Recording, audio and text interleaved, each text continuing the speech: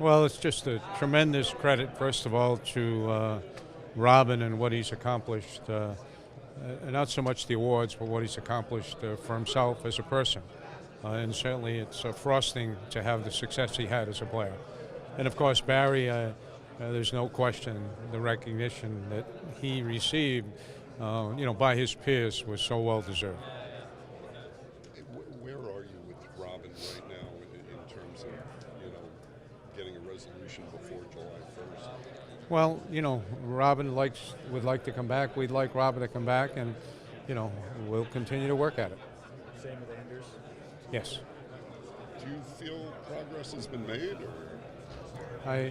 I don't, those are tough questions for me to answer, because unless something's done, it's not done. Lou, what were the main takeaways from the GM's meetings today for you? For me?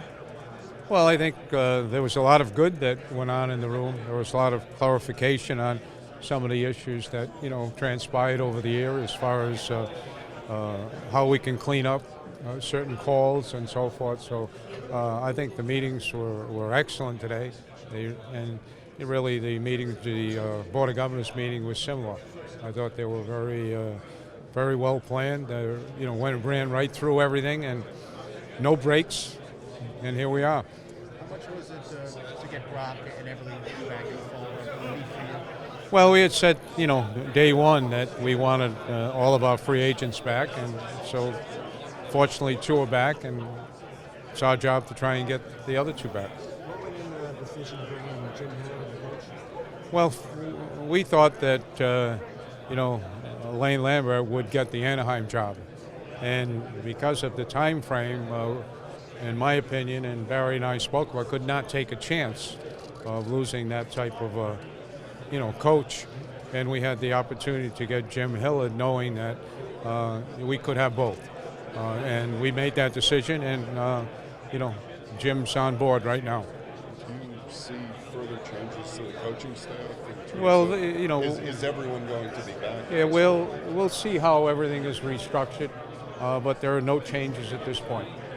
You don't have a ton of picks in the first 4 rounds here. Would you consider trading one to move back and get more picks, or are you comfortable just with the way you are? Well, I think that you're always looking to see, depending upon what player is there or players are available.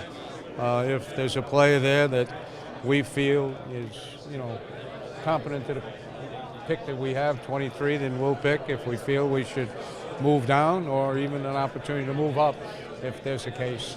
Those decisions are made depending upon who's left on the board. Pardon me, Tom? Your thoughts on additions and changes? I think they're excellent. I think that, progress always comes from, sort of potential problems. And this day and age with the television and the way you can sort of dissect every situation, and where there are discretionary calls, it's very tough to be perfect. And the league is trying and doing their best to get it as close as you possibly can. We see the same in all other sports. We're not unique to this. And video replay is here to stay. Now it's defining it in such a way that it doesn't take over the game. Lou, your coach said last night that it was important to build a culture.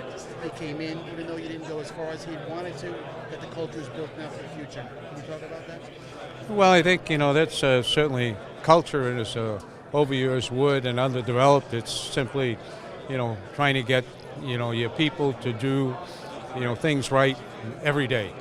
And I think that's what we've been trying to do, the things that we feel that are important to success.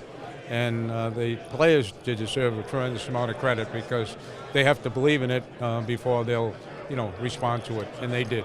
Lou, last year at the draft, there wasn't a lot of trade activity. There's a lot of talk. Getting a sense around the GM's room, do you expect to see more wheeling and dealing on the floor this weekend? Well, I'll go back to what you said. There's always a lot of talk, and there still is. There's a lot of uncertainty, as far as a lot of free agents. There's cap questions. We don't know exactly what the, final number is.